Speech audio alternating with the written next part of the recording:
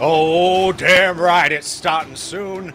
A new era of Tim and Joel calling in the ring on Fightful Overbooked. We're going to talk about what old Gunt had to say about his name. We're going to talk about Cowboy Brock Lesnar. We're going to talk about the Royal Rumble and some other stuff. What the hell was that? How's it going, Joel Pearl? Great. I mean, great now, I think. Now that the lights are on and what the hell was that? That was a good time. That's what that was. Don't you know a good time when you see one? That was insanity is what that was. If you want to see a good time every time, subscribe. Fightful Overbooked down below. There you go. Hey, look at that. You're doing my thing. Almost. I stumbled a little bit. Well, we got there. I'm here for it. You can toss a thumbs up on the video. You can leave us a comment after the fact. And if you're in the chat, welcome. And I can say this for the first time, and I'm super stoked.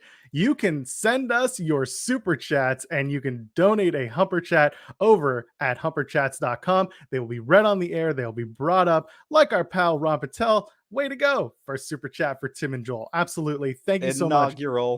Inaugural. We're excited to be here. We're excited to talk wrestling. This is what we do. If you've never seen us before, I hate to break it to you, we are not analysts. We are weird as hell, and you won't enjoy it. I hope you enjoy it. And if you don't enjoy it, leave a comment and tell us you don't enjoy it. Tim, we have much to discuss. Much. But because this particular show is quite we'll say WWE focused because the Rumble's up and we just had Raw and NXT was last night. We'll start with AEW Dynamite. We'll start by previewing Beach Break because I know people are going to want to talk about it and I want to talk about it. So let's talk about it. How's that? All right, let's head to the beaches of Cleveland. Warm, sunny beaches. If I close my eyes and think about it, I can see it now. It's still cold. What's going on with that? It's beautiful. I don't like it. What do we got? We got Red Velvet taking on Layla Hirsch. I'm quite excited for this match. Yeah. Okay. Yeah. I'm starting at the bottom of the card. I'm working my way up. Yeah. That seems bottom of the card. Well, it's my favorite parts. It'll be fun. Yeah, I like Layla Hirsch in ring. Is this going to be the moment for Layla Hirsch? Is this going to be the cementing of a heel turn for Layla Hirsch? What do you think? Yeah. I mean, I think they've been trying to solidify her as a heel. Like I said, I think her backstage stuff needs some work, but like the actual in-ring is solid. I think she's going to have a banger of a match with Red Velvet. I think they're well matched. Like I feel like Layla Hirsch can put on quite the showing just chucking her around. Yeah, why not? Listen, if Layla Hirsch loses the match, I think that's enough for her to go absolutely crazy and just start whipping people. Just start throwing people around like ragdolls. Let's do that. Yeah, fine with that. Yeah. We have a 6-man tag. We've got Chris Jericho, and Santana and Ortiz, Pride and Powerful, taking on Daniel Garcia and 2.0. Listen, we've seen this match a bunch, but now we're just subbing in Jericho, so I don't know how to feel. I'm ready for this to be done. I don't know. With Chris Jericho, well, I think this spells the beginning of the end for the Inner Circle, right? Like that's where I think this is headed. You've been asked to legit it up for Layla Hirsch. Oh, it's legit it up. Oh man, it's quite the slogan. It is. Yeah, I mean, the Santana and Ortiz thing, I'm ready for them to move on. And I think the story has been. Yeah. The story is ready for them to be. I'm ready for them to move on and be a tag team again and not just be Jericho's lackeys or Eddie Kingston's pals. Like it's great and it's fun, but like let's do something more. Let's get them in the tag division. Let's get them really, really moving forward. No? Okay.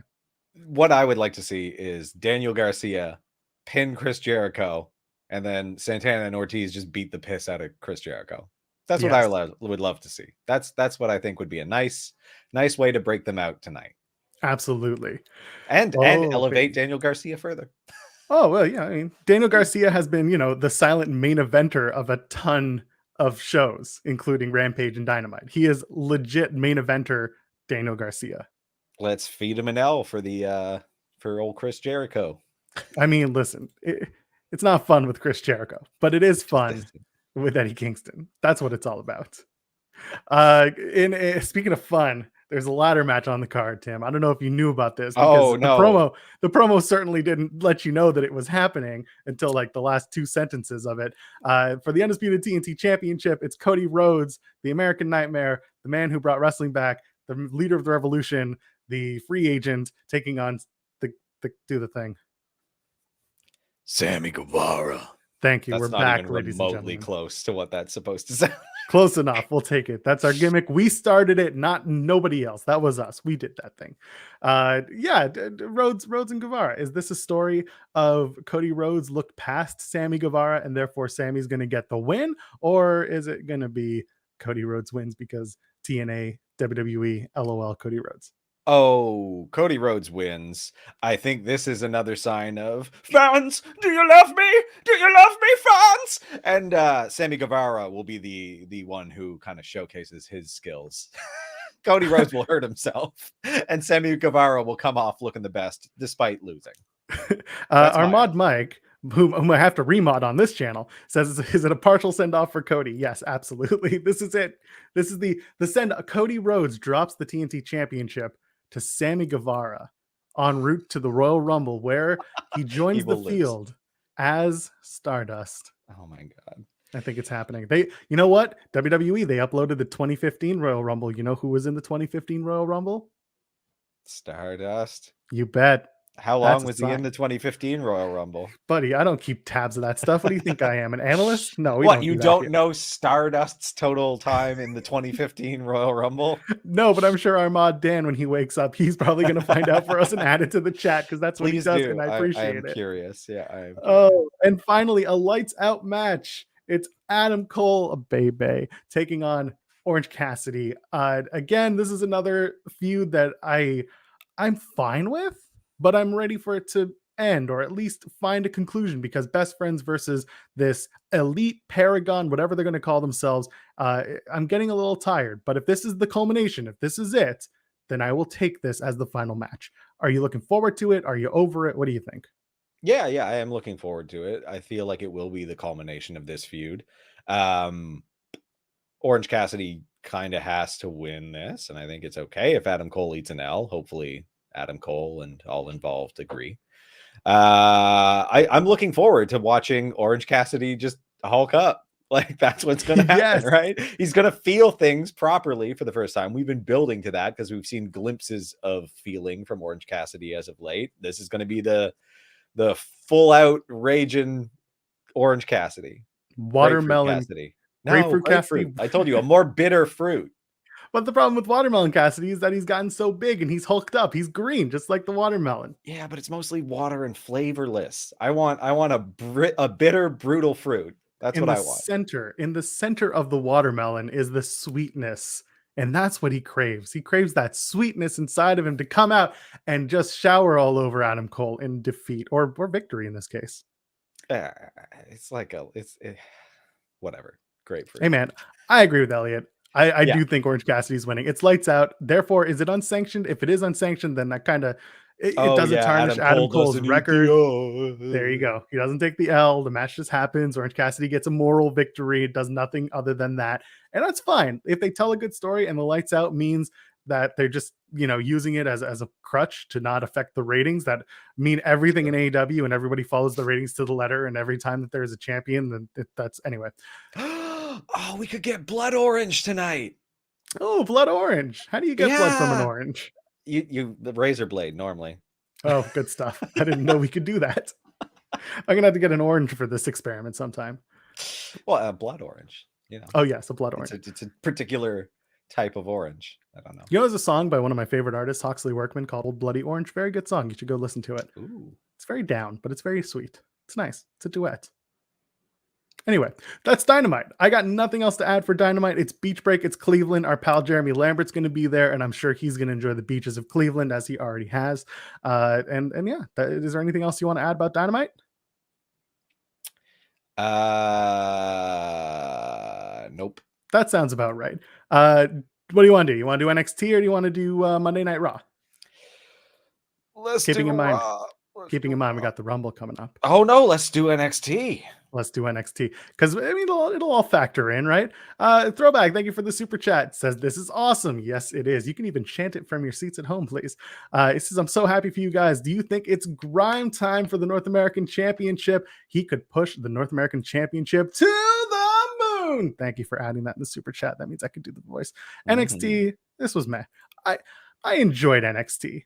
I thought that was good. I will say it felt a little bit more lackluster than the past few weeks have. Like it had its moments, but it was a little bit more muted than I've grown accustomed to. We're being asked in the chat, by the way, about tonight and maybe does Johnny Gargano show up? They're in Cleveland. That's his hometown. I don't think he's showing up.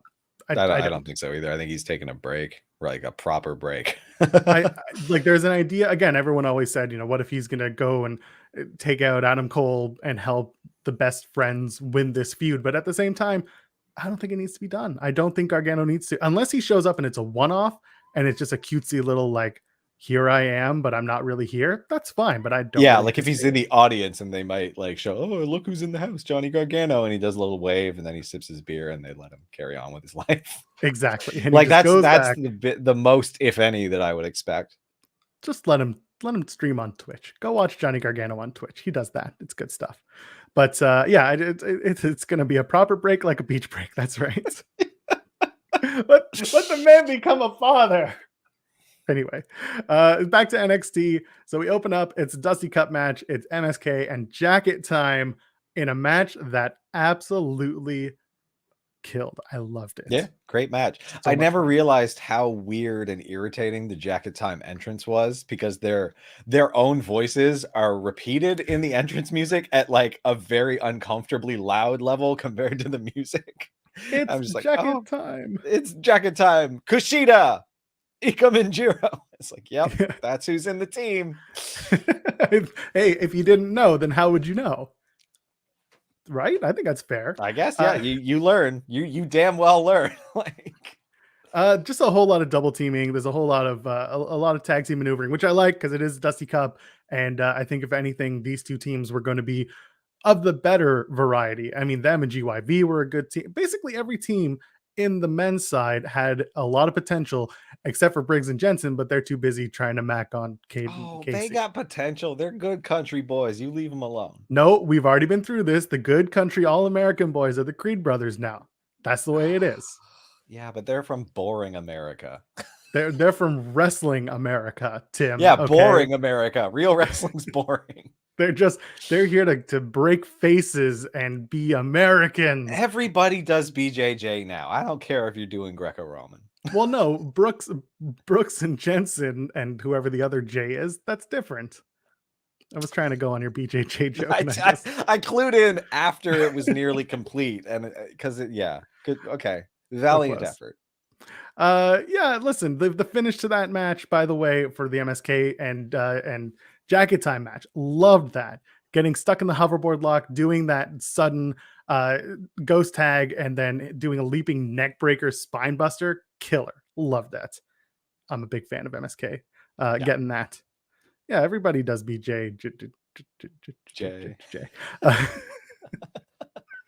Oh man. Okay. And then they go to the back. Zoe Stark's talking to Io Shirai. They're suddenly friends again. Io did not say that. Oh, good point. Don't you put words in her mouth. Good point. Zoe Stark is just like, I'd be in this competition if not for my bum leg. And in the back of her mind, Io's like, oh, thank God. I don't need to participate in these stumpy brackets. But then why does Tiffany Stratton show up and just be like, I'm going to beat you? And Io's just like, I'm going to yell at you in Japanese. Like, what was the setup? I'm going to yell at Zoe in Japanese. Yeah, about how upset I am at Tiffany Stratton. Let's fast forward to the match. Again, a fine match. It was actually probably one of her better matches for Tiffany Stratton. Expected her to lose because glad she did. I would have been very irritated if she didn't.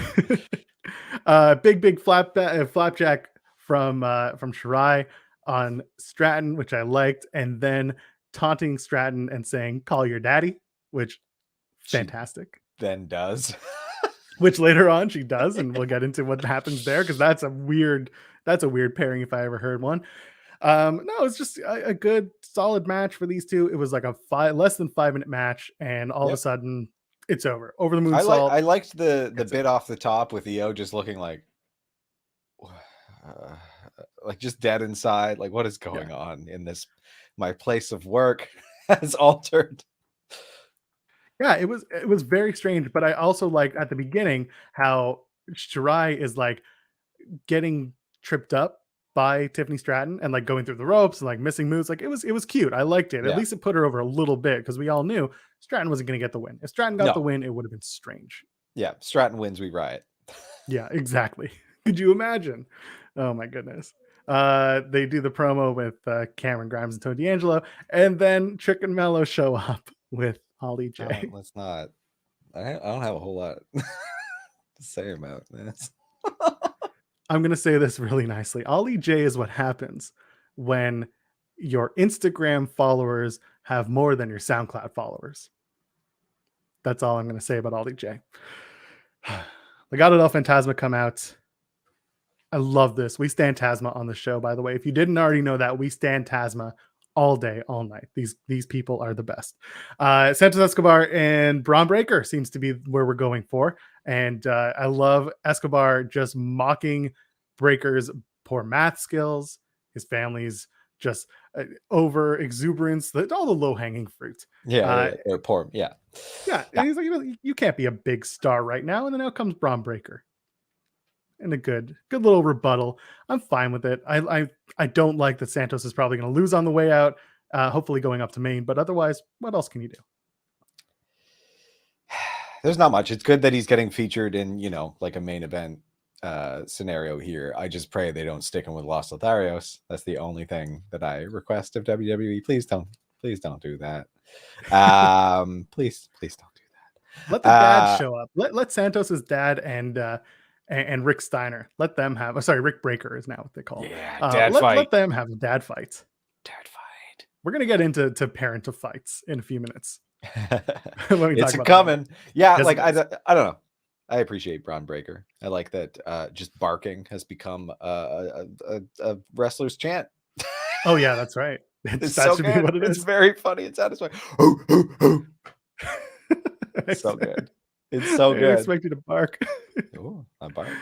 Anyway, it looks like they're going to do a tag match. It's going to be Breaker and a partner of his choosing, which we'll get to in a few minutes at the end of the show, taking on Santos Escobar's Legado del Fantasma. Good stuff. I'm a fan of that. I was also a big. Hey, you gave out. You just ruining it. Yeah. It's Tommaso Ciampa. Anyway, let's move on. It wasn't that big of a reveal. It's like, yeah, it's Ciampa.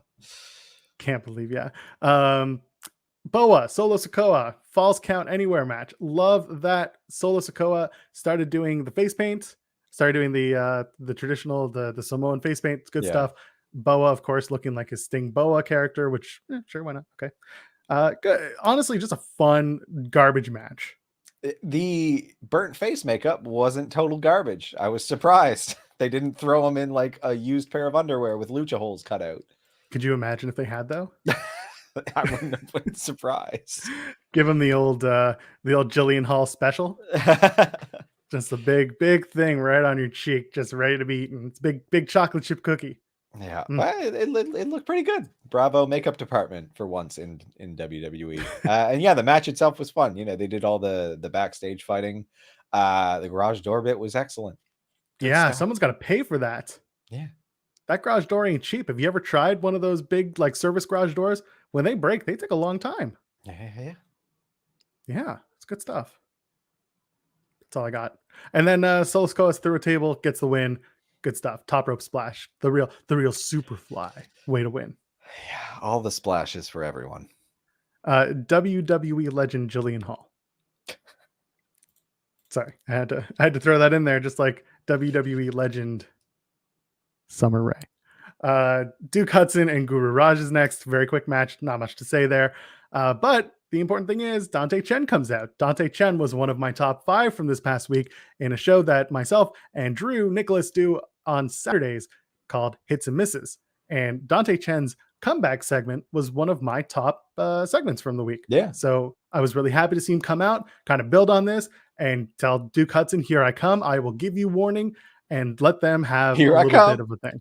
I thought that Let was them- good too. Like Yeah. the delivery was well done. Like, which, yeah, that like it's good to see that people are coming in and they have some charisma because some people do and some people don't, and it's very noteworthy in NXT. And like Dante Chen seems like he actually has some. So looking forward to his future endeavors. Yeah. Oh, I see what you did there. Stop it. No, it's fine. I mean, they can happen in the WWE. They're still endeavors. That's true. They are our main event and main roster endeavors. That's fair. Mackenzie Mitchell with Persia Parada and Indy Hartwell. I don't have anything to say about this. They're just Backstage, it was annoying. Rage Room enthusiast Kaylee Ray shows up with her bat as she always does and says, "Hey, I'm going to beat Mandy Rose," and everyone's just like, "Sure, you are, pal." Anything else? Not from that backstager, no. Then they go to a match. Yeah, exactly. Like it was just like, you're married to Dexter Loomis. Thanks for coming out. And meanwhile, Persia Parada is thirsting over some, I forget who. And Indy's just like, "Hey, pay attention." And Persia's like, I have to pay attention. I can't do the voice right now. Yeah, just like, Yeah. just nuts. Hey, listen, everyone in NXT is having sex with somebody. That's all that matters. Or at least that's trying what that's what the writers in the back room are doing. They've just got like all of a web of just interpersonal relationships, but no binder of reasons for people to get into conflict. So. Yeah. We have noted chair pervert Sean Spears on AEW. We have noted bat pervert Kaylee Ray here on NXT. Who would be the noted pervert on Raw? If this were 2005, it would be noted sledgehammer pervert Triple H. Was Steve Blackman noted kendo stick pervert? Steve He didn't Blackman? have a kendo stick. He did kendo sticks, but he also had the other sticks. They were glow in the dark. Nunchucks? They weren't nunchucks. I don't know. Someone in the chat will figure it out. It is what it is. The match happens, and in the middle of the match, noted bat pervert Kaylee Ray chases off Mandy Rose. Listen, we're getting there just to get to Stand and Deliver, where Cora Jade beats Mandy Rose. Right? We can agree with this. Yeah, we're doing that. Okay. That's I don't like Kaylee Ray. Who's being like it's weird that Cora Jade is Cora Jade is to the women's championship as Braun Breaker is to the men's championship, and that is odd to me. Like they're really just hanging their hat going forward on Cora Jade, who I don't like dislike. I don't know. I don't see her as like the face that runs the place, you know. No, he's on Monday nights. Yeah, that's true. Yeah, he's on. He was on the bump this morning. I know everyone here watching right now watches the bump, so he was on the bump. AJ Styles was noted forearm pervert. AJ Styles. Oh yeah, show me them forearms. By the way, I'm not reading that out loud. I'm not reading that out loud. If you want to find out what broke us, you're gonna have to check us out on YouTube. Yeah, you got to go to youtube.com/Fightful Overbooked. I like this, the idea of Cora Jade and Roxy but not as women's tag champs. I think the two of them are going to eventually have a one-on-one contest for the NXT Women's Championship. And that is the future, the young future of NXT's women's division. Yeah, see, whereas I don't know. I think the NXT Women's Tag Championships make more sense for those two right now or in the near future, but we'll see. We will see indeed.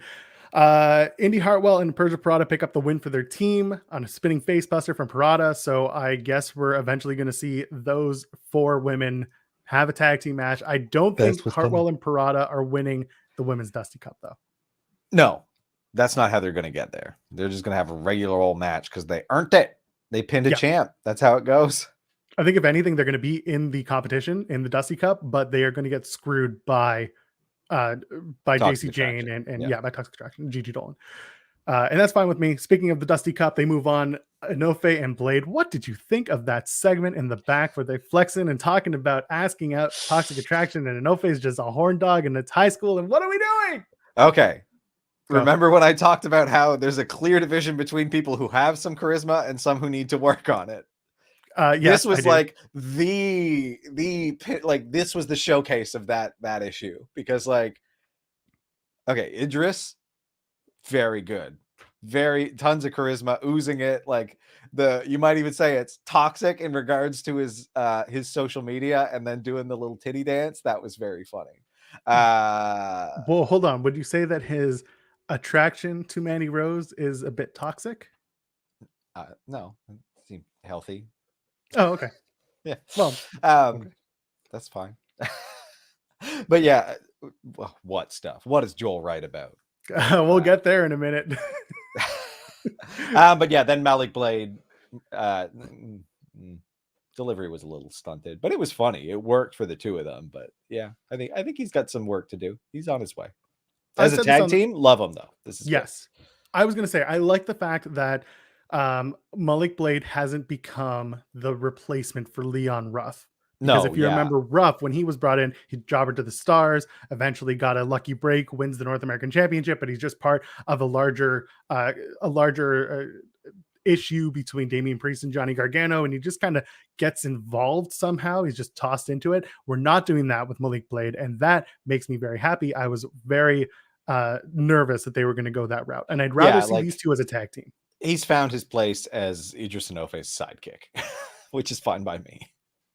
Speaking of sidekicks, you think that Raquel Gonzalez and Cora Jade are going to be sidekicking together for the Women's Dusty Cup? Oh, God knows, very temporarily. I think so. Yeah. They'll do it. They'll have some sort of like respect match next week between Cora Jade and Raquel. They'll team up in the Dusty Cup, and then by the end of it, Raquel turns on Cora Jade, and they have a match at the pay-per-view, not the pay-per-view, the not the takeover either. Vengeance Day is what they're calling it. Vengeance Day. Yeah, I see that happening. One thing that they could have leaned a little more into, Raquel was like, Cora, you jumped off a cage in one match. I need someone who gets up after, has match after match and gets up. Cora Jade jumped off that cage and then was debilitated for the rest of the match. Like, they should have leaned into, like, you didn't get up. Like, yeah, she did some stuff, but like you were pretty down. Tim, she won the match for her team. That means something. Exactly. She fell on top of someone at the right time. But yeah, like she was clutching her shoulder for the rest of the match. They could have leaned into that, been like, yeah, you won, but like, use it. Listen, use your cannon. But right. They can't remember. They can't remember what happened beyond like the big moments. Right. And speaking of big moments, go ahead and you can send us a super chat or a humper chat at humperchats.com where you can support us, support the show, and show us some love because we appreciate y'all when we do that. Dusty Cup, next round, talking about Grizzled Young Veterans. Sorry, we got to do the Grizzled Young Veterans taking on Andre Chase and Bodie Hayward. Tim, I have a feeling that moving forward, Bodie Hayward and anyone else who identifies as a Chase U student has to win a match using a schoolboy. Yeah, someone should be. It's the most powerful move in all of wrestling. They should be teaching that. That should be the one thing that Andre Chase teaches to his young pupils, how to win with a schoolboy. It should be his damn finisher. Yes, absolutely. That's all you need. I'm all for that. Grizzled Young Veterans win the match. Fine with me. This is what I expected to happen, but what I didn't expect afterwards was our big old pal Van Wagner showing up. And he's got some new digs, Tim. Yeah, they listened to us. No more dump ass for this boy. Buddy, when I saw him show up in a nice black t-shirt and a nice pair of suit pants and beats the shit out of Hayward and just goes to town on Andre Chase with a Death Valley driver and Olympic slam, I was so happy. And then when I see Suitman Stone walk in and he got himself a big old jacket, not a small jacket, but a large man's jacket. And he puts it on Van Wagner, and I'm like, oh, he got him new digs. Is he going to get him new tights? Hopefully. That's what I hope. New tights. Does Von Wagner's jacket mean that Naomi can't touch him? Oh God. If double only. Protection. That's good. I think this is going to be a case where Robert Stone, this is the pairing we've been waiting for. For Robert Stone, he's needed someone who's not a great talker, but just it's traditional in all its senses. But like Stone's a tall guy, Wagner is obviously much bigger. I think that there's something here that can be useful. They're gonna keep trying with Wagner. Wagner's been in the company for like 18 years.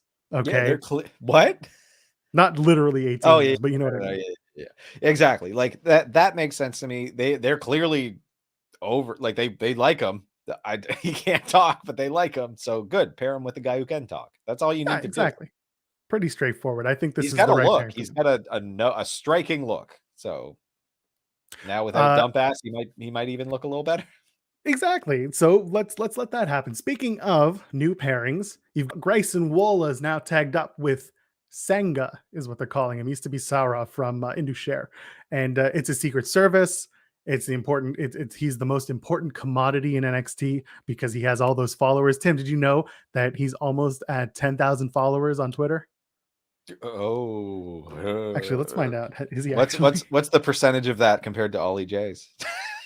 I don't want to know. Yeah, Grayson I Waller would has say insignificant. Grayson Waller has 10.4 thousand followers on Twitter, so he is starting to cross the threshold, and he's verified. And his location on Twitter, by the way, rent-free in LA Knight's head. Yeah, I just That's needed to do fine. that All right, because cool. we didn't have much LA Knight on the show, so we had to get that in there. Anyway, yeah, exactly. Von Wagner has to watch out. He's going to get jacket heat with jacket time. Oh my god, that'd be a funny feud. That's Just a the tag two team. of them versus him. Oh my goodness. And the winners wear jackets all the time.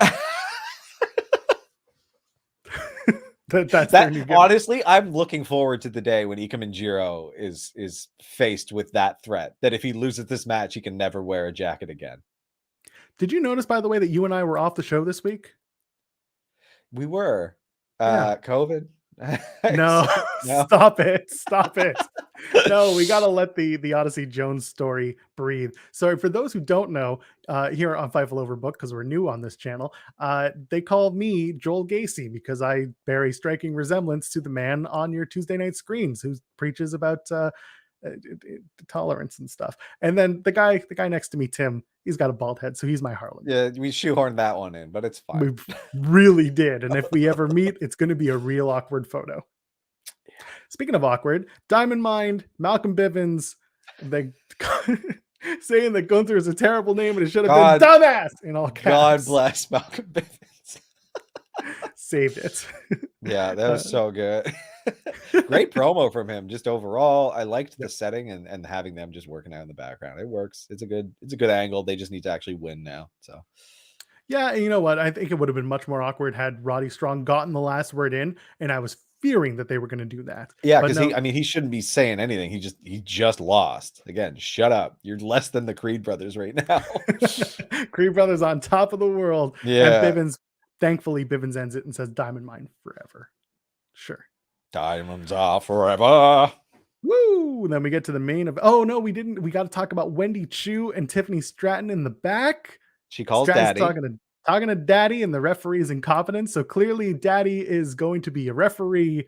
That's all I can say. No, it's not. I don't know. No, Daddy might show up. It's not going to be William Regal, sadly. But remember, though, some people don't know. We originally had a whole stake in place where Daddy wasn't actually Tiffany Stratton's biological daddy. It was her sugar daddy. And I still think it is. But originally, our sugar daddy idea was William Regal. Because how else do you reintroduce no longer general manager of NXT William Regal, but, getting in the back door? No pun intended. Instead, we have real daddy. We'll find out who it is. But she comes up to Wendy Chu. And Wendy Chu's just like, everybody loses to Io Shirai. Factual, by the way. True. Very true. Just like, don't worry about it. Daddy, there's weirdos here. This woman's wearing pajamas. Noted daddy pervert. Stratton. Thank you, chat. Stratton knocks away the drink, and Wendy Chu is just like, hey, my free refill. Which, by the way, I know the plight of the free refill. And when you lose the free refill, it's not fun. Did I ever tell you about the time times that amount of soda or whatever she's drinking? Oh, I'm sorry. What was that? I don't know what you're. Oh my god. I do have to. Okay, so you know what? You know why this? You know why this hit me so hard? I'll tell you a little story. All right. When I was 18, I worked at a place called Battery Plus. Do you remember Battery Plus? It was an batteries. Yeah, so it was an offshoot of the Source by Circuit City, which Canadians might know. They're still around. They're no longer owned by Circuit City. They're owned by Bell. But instead, Battery Plus was the place where I worked. And there was a place, there was the food court across where I worked. And I had a friend who worked at one of the places. It was New York Fries. And I would get the drink there because the drink was cheap. And I would get a refill there because he would give me a free refill. Well, one day I got the refill and I went back to work. This is my refill. I put it on the table, and I went to pick it up, and the bottom dropped out on the refill cup. Single use only, sir. I somehow that cup was single use only. I have no idea how. I don't know why that sugar just ate through the bottom of that cup. But Did you wrong your friend? Did he just like quietly take a box cutter and just a nice little incision around that bottom? He was a little nuts. It's entirely possible. I don't know. It was very strange. I would have done it. It's funny. Battery Plus is still around according to Throwback. So there you go. It's not in Canada. So, or if it is, there's one location. There's like a battery house in Moncton, New Brunswick, I think, but I can't. There you go. The Battery Plus is like such an innocuous name that anyone's going to take it. I just don't know how you survive being like that single purpose as retail nowadays. Well, at one point, they started selling cell phones and cameras. I'd turn the store around. Battery and battery containing things. Well, the plus stood for all the other things that they would sell. Oh, man. Yeah. So I sold digital cameras and portable DVD players. Keeping in mind, this was years ago. Like we're talking like 10, 15 years ago. More than that. Holy shit, almost 30. I'm not 38. I'm not 38. Let's move on. Cameron Grimes is in the main event taking on Tony D'Angelo for the number one contendership of the North American Championship. You did this so hard that your focus went out and then came back. The camera knew that this was more important than my face. So. Kind of is. Again, good match. I expected this to be Tony D's swan song. Not swan song, but his first loss in NXT. And again, the story has been forever. Oh my God, I'm going to ban this guy. The story has been forever that Cameron Grimes has been trying to make a name for himself as a character, as a rich boy in NXT. And I like that we're starting to get him going for the titles. He's doing it for real now. That's right. He's real contender Cameron Grimes. He's going to the moon. Why not? Money pervert Cameron Grimes. Money pervert Cameron Grimes. Maybe he's Dogecoin pervert or... No, he sold that. He turned that into actual money that he can do things with. Heck yeah, absolutely. That's what we're after. He's taking all of his money, putting it in stocks, and then he's using those stocks to win matches. Got to put more stock in Cameron Grimes. Yeah, everyone put stock in Cameron Grimes. Exactly. So listen, there was some good offense. Pendulum backbreakers. Thank you to go. Some good crossbody action, some good stuff, and then in the end, oh my God, yeah, I have to say, I've been ripping on everybody's crossbodies. Cameron Grimes, of course, he's the one to finally do one that looks good. First one I've seen in what feels like years. He knows how to work. He knows. Come on, how about a running flipping splash? Oh, so good. A lot of good 2 counts, a lot of good just stuff going on. Didn't really love the distraction because out comes noted cricket bat pervert Pete Dunne. Yeah, who I thought was dead. I was led to believe that. We had a casket and everything. But apparently not. Pete Dunne is still alive. Pete Dunne's back in NXT somehow. And as he hits that's what I thought he was moving on, you know? I guess those cement shoes weren't thick enough. Right, that was it. That was the time. But instead, he's here. He could have just been here for a one-off. Maybe that was his goodbye. And Grimes hits a cave-in, gets the victory. It's a good match. It's a great finish. And then they quickly had to go to the back where they unveil that it's going to be Breaker teaming up with Tommaso Ciampa, which is good. I think this is Ciampa's swan song. Yes. And this is the way to do it.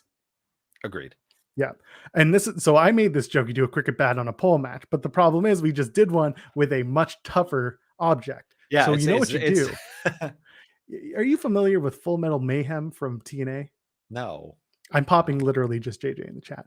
You put a cage around the ring, and in the ring, you put a whole bunch of stuff hanging on it. Just a whole bunch of toys. Cricket bats, barbed wire. I don't know. You pick the weapon. They put a bunch of weapons, hang them up around there. That's what you do. That sounds visually unappealing to me. It's just like a dirty cage. Yeah, well, that's what we're doing. We're gonna get the dirtiest cage, and we're gonna put Tony D'Angelo and Pete Dunne inside of it, and they're gonna have to clean it. Okay, that's a task, I guess. And if you want to clean us, out of your funds, just go ahead. Super chats, humperchats.com. And also, if you're here, toss us a thumbs up on the video. You can leave us a comment if you're watching after the fact, and subscribe to us here at Fightful Overbooked. There's a lot of content, not just our weird talkabouts all day long, right? You want to talk about Raw? Well, we gonna talk about Raw. Oh, Lethal Lockdown. Sorry. See, I see that. That's what I thought, because I was like, this does sound familiar. Lethal Lockdown was just the cage. No, but what was the one with the kennel on the outside? That's the kennel from hell. Is that seriously Kennel from Hell? It's the Ambrose Asylum. Listen, you all know what we're talking about. I don't give a damn. Let's talk about Cowboy Brock. We're talking about Cowboys and Brocks. Yeah. He comes out. He's a cowboy. Inconsequential Raws is what this was. A weigh-in with also no consequences, because there's no weight classes. It's not really a thing. Tim, it was a way in with no way out. You suck. I mean, whatever. I guess, are you jealous? All this was a way in to certify these men meaty, and they are certified meaty. There you go. Yes, 273 pounds of Bobby Lashley, and whatever. I don't care. They're just two big men, and that's all they are. But you know what? At least the scale functioned better than the one that they tried at Daly's place a few months back with the doctor scale. Yeah, well, who was it operating that? Big Show? It was Paul White trying to operate that scale. It was a doctor scale. I don't know how to use one of those. Buddy, I go to the doctor. I know how to use that scale. They just made up whatever weight they wanted for him at any given time. So, I'm not surprised he doesn't know how to use a scale. That was just weird. I don't know. Anyway, not important. This scale worked. It was just a weird, just a weird thing, and a weird way to introduce the cowboy hat on Brock, and for Corey Graves to be like, you're wearing a lot of clothes there, Brock. And Brock being like, you want me to get naked for you, Corey Graves? I mean, yeah, kind of. That's like that, more or less down to your britches at least. Like, Graves would have been like, you can do that. Just to ruin all y'all's picture of Brock Lesnar in his little cowboy hat. He's living in Saskatchewan, so picture that cowboy hatted body surrounded by snow. Is he wearing other things with the cowboy hat? Oh, not in my mind. It's cold out there in Saskatchewan. Oh, and then finally they do a whole thing. It's like, look who's a comedian now.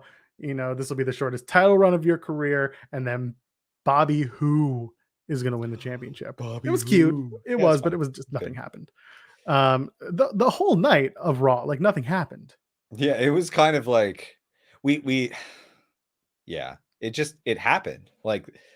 It wasn't dreadful or anything, but nothing felt particularly consequential. It certainly didn't feel like a go home to one of the biggest pay-per-views of the year, perhaps the second biggest pay-per-view of the year, or premium live event. Thank you, PLE. I changed my guitar strings while watching Raw. I never do that. And that is kind of the way I'm not paying as much attention to Raw. I'm doing that. It didn't thoroughly capture my attention. No. The one segment that I was looking forward to, we'll get to, but yeah, it's also now being smeared over 3 weeks unnecessarily. So here we are. Well, I do love smearing things over 3 weeks. Bianca Belair wins, beats Zelina Vega. Sure, why not? Just trying to get the Bianca Belair getting pumped up for the Royal Rumble. Don't think she's going to win. We're going to talk about that when we get to the Rumble preview. Oh boy. Oh boy. Hi. Priest and Owens had a really, really good match that had dog shit finish as expected. Really bad finish. And then on social media they tweet a win is a win, and still Damian Priest, and I was like, yeah, a win is a win even when it's a loss, apparently, because it was another loss for Damian Priest. And so it's so dumb. Do we do it again next Monday, the night after the Rumble, because both men will have eliminated each other from the Rumble simultaneously? What are we doing? I don't know. It better end with Kevin Owens holding the North American Championship, because I don't know. Damian Priest, I really love him. This is the stupidest character. If not Kevin Owens, bag, man. If you're saying Kevin Owens wins the North American Championship, he's going to have to go back to Tuesdays. I don't think he wants to do that. I think he wants the U.S. Championship. Is that what it is? Yeah, you said the U.S. You said the North American. Yeah. The U.S. Whatever. The mid-card title. Oh, they aren't mid-card titles, Tip. Sorry, that's the other promotion. Anyway, yeah, I don't think you run that stupid match if you don't have a finish. And they did it again. They just wanted to look both men, make them look strong, but Like this who thing, I looks thought we strong? were pumping up KO to be back in the main title picture. Like, what is going on? I think things changed a lot when they realized that they lost Roman for that literally one match and rebooked everything into just confusion. Yeah. It's very Yeah. strange. Yeah, like Kyler's saying Priest was protected for months and months, and now he's getting DQs left and right. And it's true. We talked about this on the show when KO beat him the other night or the other week, and like that was his first singles loss. They didn't address that. KO didn't say anything. It just kind of happened. Like I said, and like Damian Priest was so cool in NXT. Like he just being who I think he is, it works really well as a character. And like I don't begrudge the getting rid of the Archer of Infamy crap because I thought that was corny as hell. Like I don't mind that, but this duality of man stuff doesn't work. Like he's not that good at pretending to be all angry. He's just like a cool guy. So Yeah. like he is like Razor Ramon. So having him cartoonishly pretend to like go unhinged every week just isn't working for me. I didn't hate the way that this whole thing started. Like when they brought No, him up to the same. main Yeah. roster, it's when they changed him over to Duality of Man. That was the Yeah. character where I was like, do we have to do it this way? Yeah, it's not clever, it's not interesting, and I don't think he in specific is particularly well suited for it. Somebody could be, but not him. And then meanwhile, they go to the back and Sonya Deville's like, hey, you're at risk of being suspended or fined Cut or it out. worse. Yeah. We're gonna fire you if you get DQ'd again if you can't hold in your I anger. wouldn't take that threat lightly, Damian. That's right. She's wearing a jacket. You know she's being serious. Yeah. And then of course There's been a severe case of budget cuts going around, so I don't know. Right. Oh man, we're doing a Rhea Ripley, Liv Morgan, and Dana Brooke versus Nikki Ash, Carmella, and my pick to win the Women's Royal Rumble, Tamina. Stop. What? Tamina's not winning the damn Rumble. You don't know that. She's big, she's strong and imposing. It'll take a lot for people to throw her out of the ring. Plus, Tamina's the best. Come on. Yeah, she's been around for too long, as she said. Which That's is right. like, that's not a good thing to say. And nobody's meaner. Don't forget that. Nobody Mina. All you witches on notice. Anyway, Ripley, Morgan, and Brooke win, and that's the match. That's the thing. That happened this week on Raw. That was this week, wasn't it? With all of the, like the 6 different women vignettes where they're like the Royal Rumble, and it was like they were like very produced, and I was like, wow, this is it's standing out, but like not in a good way. Like it feels worse somehow. Like it looked crisp, but yeah, it did not work. Yeah, exactly. So what I'm saying is, in my predictions, I'm going to put down Tamina as the winner of the Women's Royal Rumble. I am tongue-tied today. You're just going to take that big goose egg for a bit. I'm going to We're going to talk about that shortly anyway. Yeah. Gable and Otis, let's talk about that real quick. By the way, a 4.0 GPA is great. A 4.0 GPA from Full Sail University, well, you get what you get, I suppose, because all of a sudden you've got this Emmental Otis non-spelling thing. Did you notice this, by the way? Where he screwed up spelling the word they gave him. Yes. And then they announced it as correct because he was supposed to not screw up the word. That's right. And then meanwhile, you've got, and I said this in our group chat over on our Discord, and we'll discuss the Discord. I think it's going to come over with us here. What was his word? It was a mental, like the cheese? Calibration. Oh, it was Calibration. Emmental was Otis's word. That was Otis's, yeah. Calibration was Riddle's word. And when Riddle gets to it, originally I was like, they're going to give him a $10 word. He's going to be an idiot savant, or it's going to be a weed reference. They kind of did both. Calibration's not a $10 word, but like in a spelling bee, it's a little, it's a little bit more on the second or third round side of things than the first. Maybe second round. Yeah, it's a little longer, I guess. Yes. Anyway, he's just like my calibration on my scale, and yeah, Orton's laughing, so that's all that matters here. I like fun Orton. He seems like he's having the time of his life. Apparently, Dave Meltzer spent 5 minutes on Otis misspelling the word. I don't know that I can spend 5 minutes on it. It was funny as hell, though. I love Otis. I love Otis. I think he's got a lot of gimmick potential. And even Chad Gable, they give him the word disillusion, and he completely just goes dumb with it. And he I thought misspells it, but it's the wrong pronunciation because Kevin Patrick is not because he cut him an off American English he guy. cut him off in the definition too. His arrogance. He was hoisted by his own petard. I thought this part was actually written pretty well. They chose the right word for it. Like it worked. What are you trying to say here? Are you trying to say that are you trying to say that a 4.0 at Full Sail University is not all it's cracked up to be? Yeah, well, yeah, obviously. Okay, just making sure. And then dumbbell for Randy Orton. Yeah. He looks at dumbbells every day. Oh god, he looks at dumbbells all the time. Yeah. And he wins it. And then they challenged each other to a match, Orton versus Gable, in a really great match. Again, can't say enough good things about Chad Gable as a wrestler. And as this character, he absolutely is just doing great work with this. He sold the RKO beautiful. That was a great finish. Yes, goes down on his head, does a front flip, just leans into it perfectly so that Randy doesn't even need to flip him over to get the pin, just needs enough to like just roll over, get him, to roll himself over and get in on that pin. That was fun. Yeah. Good match. Was solid. Yeah. Might have been best segment on Raw. Are you sure it wasn't the Alexa Bliss segment that I completely don't remember anymore? She's working through it. She's working through it. She's now in all black. They keep changing her attire. She's in mourning. Lily's death. Well, Vince McMahon and Austin Theory are hanging out again. And this time, for some reason, Vince McMahon has Austin Theory's phone. Yeah. Anyway, Theory's like that didn't advance. This didn't advance at all this week. And then Theory asked Vince McMahon, like, "Hey, give me position 26 or 29." And Vince is like, "You know, why would I have any influence over that? Huh?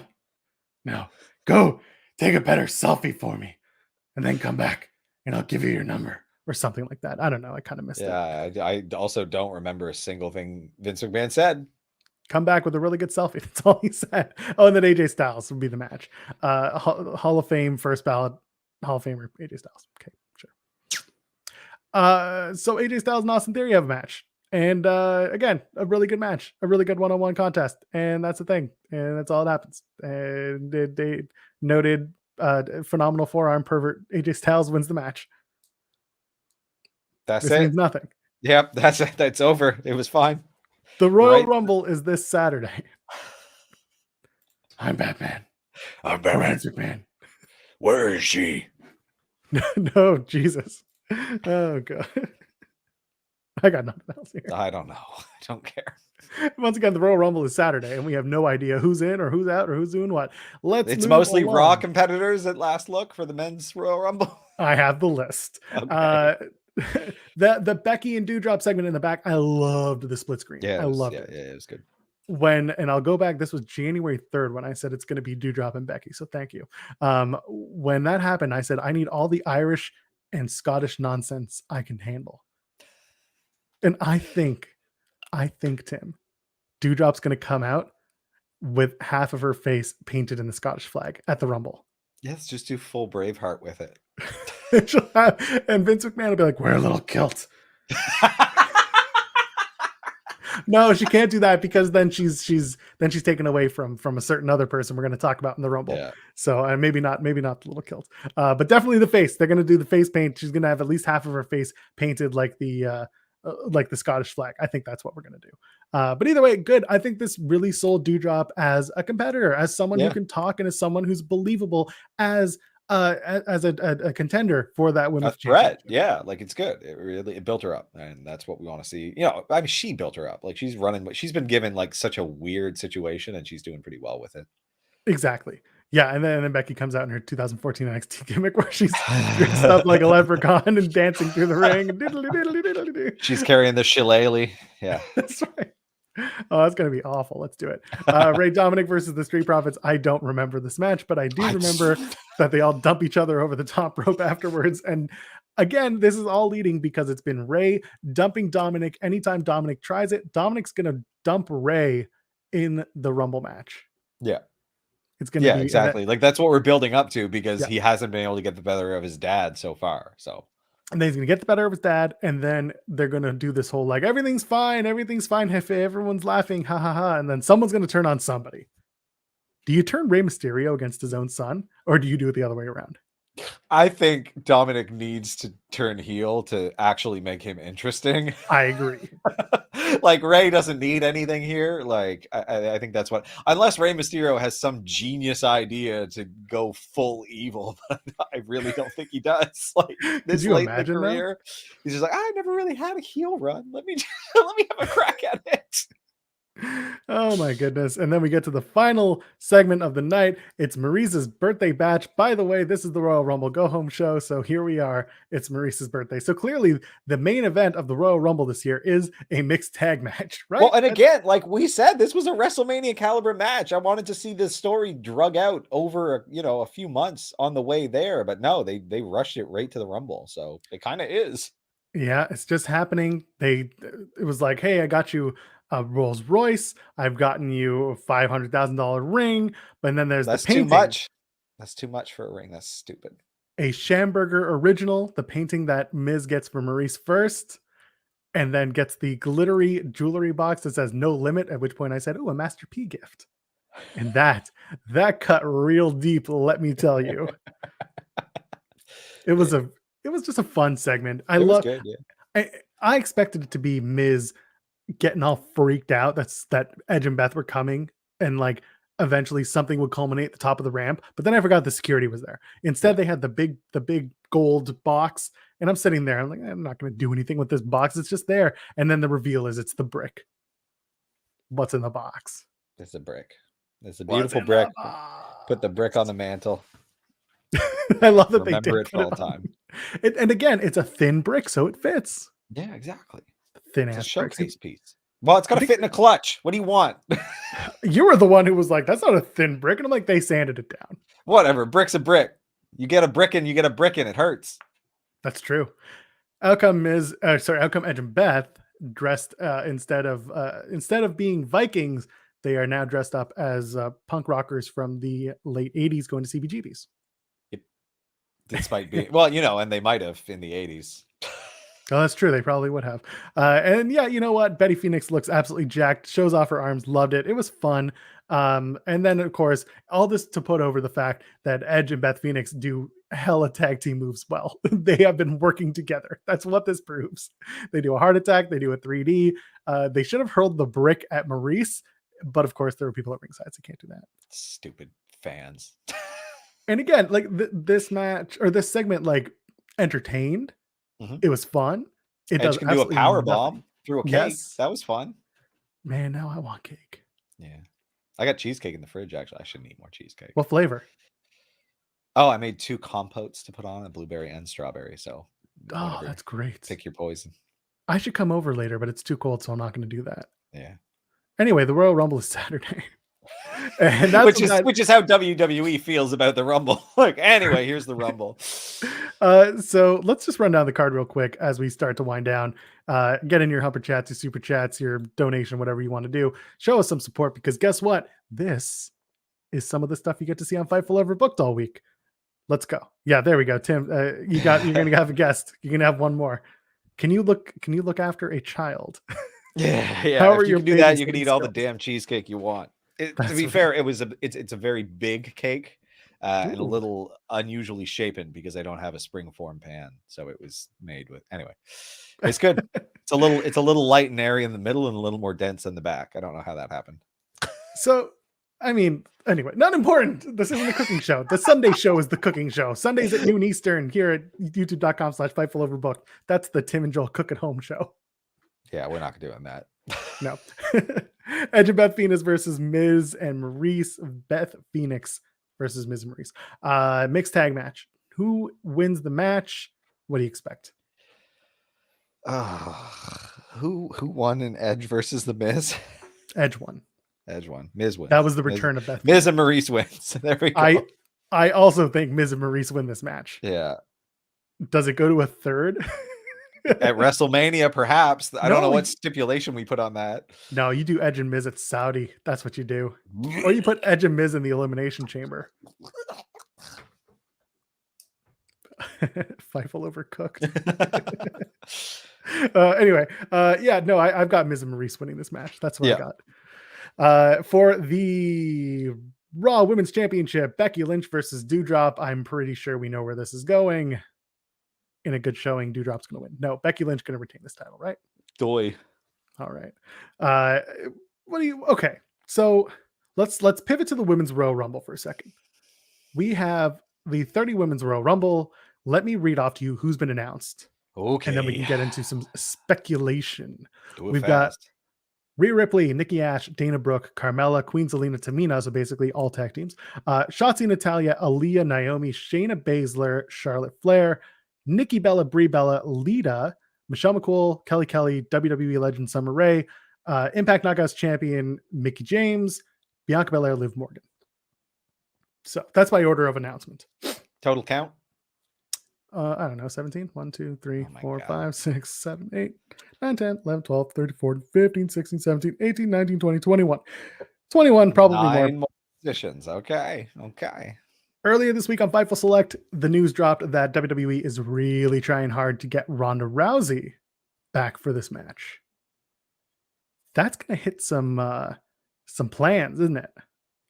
If it happens, is Ronda that interested? Interested or interesting? Well, I know my opinion on that, but that's purely opinion. Yes. Is she interested in coming back? Yeah, is she interested in doing pro wrestling? I guess, or is it just pure money? Like, I guess she probably needs money. I don't know what she's doing now.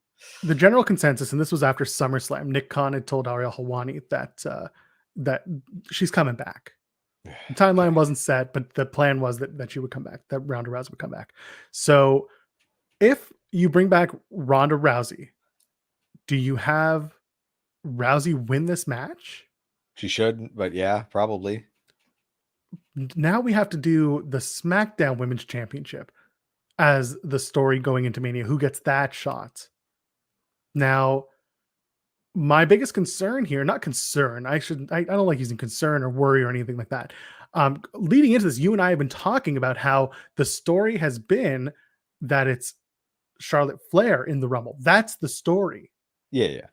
And therefore, whoever eliminates Charlotte or whoever gets into a tussle with Charlotte, that's going to set up the SmackDown Women's title match.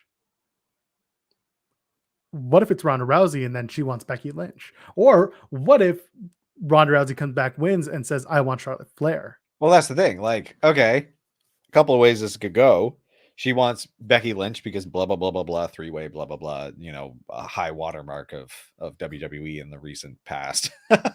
And it turned into a triple threat, which everyone's like, bleh. So, like, she could, everyone's, the discourse is that it's Becky. Like, that's immediately where everyone's going. It's like, okay, well, that's a big fuck you, screw you to Bianca. I don't have a peep here, so let's just go with it is what it is. Anyway, like, so that it really screws up Bianca's situation in like a crummy, like, yeah, boom, fully Kofi'd. Yeah. The completion of Bianca's Kofiing will be if that happens. That being said, like, I don't have an issue if she goes after Charlotte Flair. Make the Charlotte Flair the story of the Rumble, have Ronda eliminate Charlotte Flair, and then boom, like, have Ronda win if we absolutely must. And then she faces Charlotte Flair at WrestleMania. And I'm not at all interested in that match, but you're going to get it and you're going to like it. Damn it. You're going to eat it. And you know what? I would prefer Becky versus Bianca, as most people have said. Charlotte versus Ronda was a match that was going to happen at one point and didn't happen. Exactly. So why not? Or maybe it did happen. It happened at Survivor Series, didn't it? I don't know. I don't care because I wouldn't care then. I don't care now. Regardless, I see people in the chat talking about Lita versus Charlotte. I know that they kind of started that storyline, or at least they did something on SmackDown. I don't know if they continue it. Maybe, here's my concern. Here's, again, not concerned. Here's my thoughts on the Lita thing. Like, Lita may want one more run. There's zero promise that that's what she's going to get here.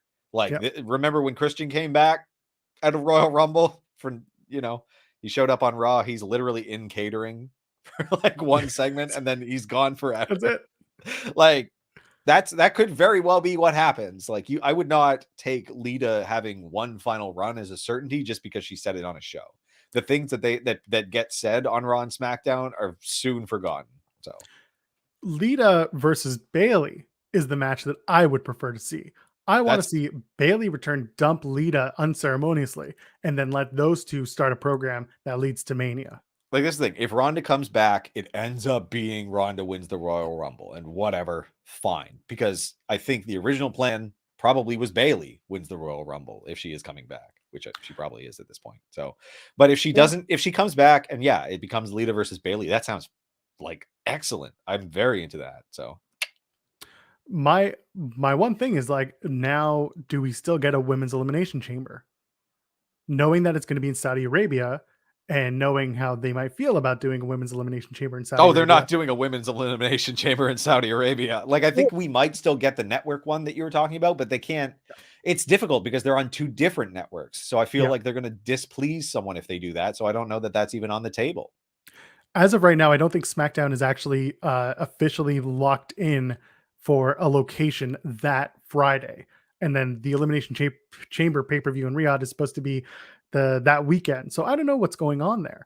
Either way, the Ronda Rousey thing has really thrown a wrench into a lot of the gears for the Rumble and a lot of the way people were thinking about how the Rumble would go. I originally was thinking Bianca doesn't need to win the Rumble. Bianca can win something like the Elimination Chamber, which she's never won before. By the way, Brock Lesnar, same thing. Brock Lesnar wins the Elimination Chamber in Riyadh because he's never competed in or therefore won an Elimination Chamber. That's what you do with Brock. You do the same thing with Bianca Belair. But then now you got Ronda, and it's like, well, we got to do something with Ronda. It's got to be a title match. It's got to be big because WrestleMania has 2 nights, and it's in a stadium that has 100,000 people that can pack into it. How do you fill it both times? Yeah, I think Bianca gets shoved aside. Like, I don't agree with that, but I think that's what's going to happen. I think you're right, and I think it's absolute dog shit to do that. Yeah. There you go. Hey, Ricardo, thank you for the super chat. My first Tim and Joel podcast. Here's some money. Well, we'll take your money, and we appreciate you very much. Thank you. This has been for months, is what the recent talks with Ronda. This has been in the pipeline for a while. I think PW Insider went as far as to note that her hair and makeup person has been like booked out for the Rumble for weeks and weeks, like ahead. So there seems to be a thing. And again, like let it play out with Bianca seems to be what people are saying. I don't know what they do. I don't know. I remember you singing that tune. I remember you singing that tune right after SummerSlam. I did. And of course, with the Rousey stuff just kind of piques everyone's interest as to what do you do moving forward. You have two women's championships. Do you give one, is it Charlotte or is it Becky? Or do they completely flip it around, which they've done before, and have someone completely different win one of the women's championships? Charlotte loses the women's championship going into Mania, and we find someone else to challenge.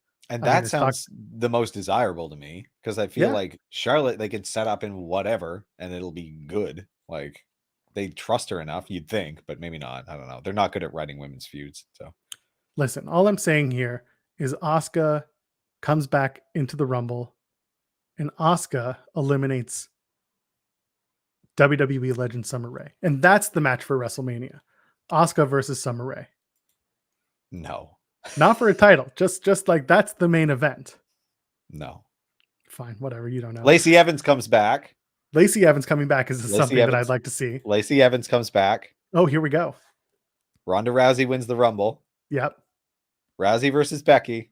Yeah. Lacey Evans third wheels it. Oh my God, it's perfect. New mom fight at WrestleMania. It's the battle of the new moms.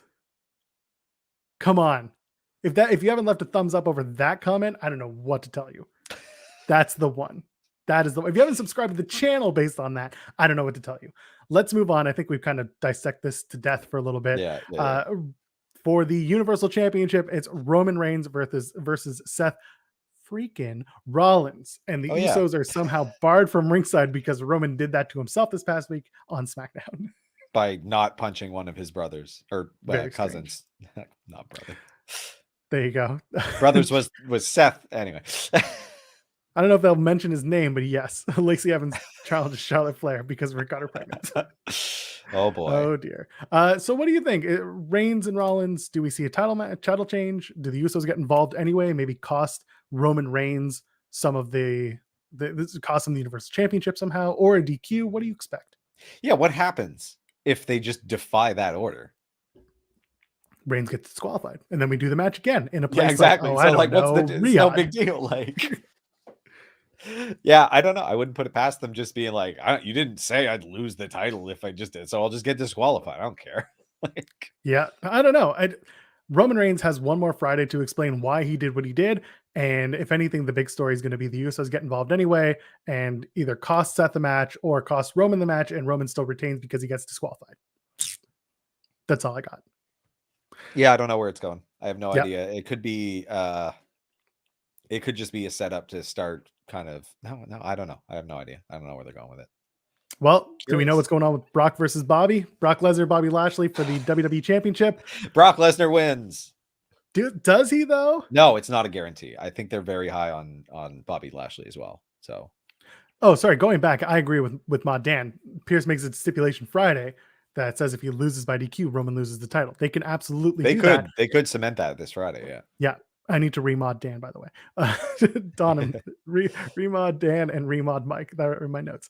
Yeah, Brock and Bobby. I could see Bobby picking up the WWE Championship again. Yeah, good. I don't want to see a unification match. No, I don't mind seeing an 8-minute fight. I don't mind making this quick. Yeah, Let it be a I don't sprint. think it needs to be super long. Yeah. So Lashley, I will say Lashley wins the WWE Championship. Something happens that gets us there. Maybe It's the pretty Usos get bold. involved in that match. And he says, we're bringing you to the Tribal Chief. For Brock versus Roman at Mania. Yeah. And then Brock has to do the Elimination Chamber, and Brock wins the Elimination Chamber. Yeah. There you go. Yeah. And finally, the Men's Royal Rumble, where there has been literally one story in it, and that's Johnny Knoxville. Johnny Knoxville. Here are the contestants so far, and I don't say participants, I say the contestants, because I don't know what the hell we're doing. Come on down. Here we go. Angelo Dawkins, Montez Ford, Rey Mysterio, Dominic Mysterio, tag teams. Austin Theory, Sheamus, Johnny Knoxville, Damian Priest, AJ Styles, Big E, Happy Corbin, Madcap Moss, Sami Zayn, future Intercontinental Champion Madcap Moss, Sami Zayn, Kofi Kingston, Kevin Owens, Omos, Randy Orton, Riddle, Chad Gable, Otis, Robert Roode, Dolph Ziggler, and probably LA Knight. Yeah, because they did a whole run-in thing on Monday after the show. Ooh. Big E, AJ Styles, Damian Priest, Omos. Kevin Owens, Omos. Randy Orton, Omos. I don't want to say Omos. Omos. It's Omos. Is this? I mean, AJ Styles was on the bump today. I think AJ Styles and Edge is where they want to go for Mania. I think that's a match that everyone's That's a pretty big match. Yeah. wanting to do. I think that's a good shout to do it. Big E winning the Royal Rumble? Is that still in the cards? Big E's been quiet. Considering like not on right TV. back with Kofi, like I said they would, despite all barriers in place. Big E ends up with Kofi again. But this could be one of those times where they have the challenger, Big E in this case, come in and just like a lion after weeks of being a lamb. I think he should. I think that's like the ideal end result here is that Big E wins the Rumble, but and then what is Big E and Bobby? I mean, that's a pretty good match. That sounds good. Yeah, I like it just seems like a no-brainer, this one. So I don't know. And maybe they're just trying to keep it quiet so it's more of a surprise. My wife just sent me a text message saying, I'm pretty sure Big E is dead. And she means Biggie Smalls. I mean, okay. That's how much my wife knows about wrestling. Big E winning the Rumble and going to face Bobby Lashley is a match for a night at WrestleMania that's not night 2 with Brock and Roman, because night 1 is going to be the women's match. Night 1 is going to be the women's main event. Yeah, and I think it like this might even be a show opener, you know. That's a Becky and Ronda main event for night 1. Yeah. And then you do Big E, do Big E and Bobby to open night 1 of Mania. Night 2, you've got Roman and Brock as like the main event night 2. And then the women's match is somewhere in the middle where it's like, it's big enough, but it's not the biggest match of the night. I think that's what it is. Like, I would say Big E wins. And I'm fine with that. I think a lot of people. Hey, I think absolutely. I'd be very happy with that as long as, he wins and he gets to hold the title proper. Yeah, like Drew's saying, Styles, E, or KO, those are the three for sure. KO and Damian Priest still being in their little feud, kind of puts things in a different spot for me. Yeah. Couldn't see that happening. Plus the KO Seth Rollins stuff, there's things you can lean on to give them a place on the card. So KO and Seth Rollins for Mania, I think, is a thing. You give KO Yeah. the US Championship, and then it's KO versus Seth Rollins for the US Championship at Mania, and Didn't one of they- them just weren't- turns hard. didn't they have a Mania match like 2 years ago? Yes, they did. Yeah, It was in that the feels empty, way the too soon to empty. be. Like No, I it was said, put them into MPTC a tag. Mania. Yeah. So what? Put them in a tag team. Buddy, Change if it they're up. barely going to show you Thunderdome man. era WWE, you think they're going to rely on what happened in empty ass arena WWE? Ah, screw They the canon, I guess. Man. They've scrapped that whole thing. What are you talking about? They'll just do it. Yeah, that's so. I mean, Big E is the way. I think right. Big E is the way, and then do Kevin Owens versus Seth at Mania Show. for the US title. Even I mean, sure. Put a whatever. stipulation on it. That's what I'll be okay with it. Put it in a cage, just like everything else. Make it a ladder match. Okay, we gotta go. Oh, we do have to go. Holy crap, we've been going late. Cool. That was us. Holy shit. That's our first time here at Fightful Overbooked. We're here every Wednesday and for now every Sunday as well. Noon Eastern, 9 a.m. Pacific, 5 p.m. Brit time. Tim, where can the kids find you on the internet? They can find me at Timstone, PTIMBSTONEP on Twitter. It's Instagram. YouTube. Oh, yeah, that too. YouTube.com/Fightful Overbooked. I have to get used to that plug. Toss us a thumbs up, leave us a comment, and I am at Joel Pearl, JOELPEARL. Ladies and gentlemen and friends beyond the binary, we will see you on Sunday. Sunday. Post.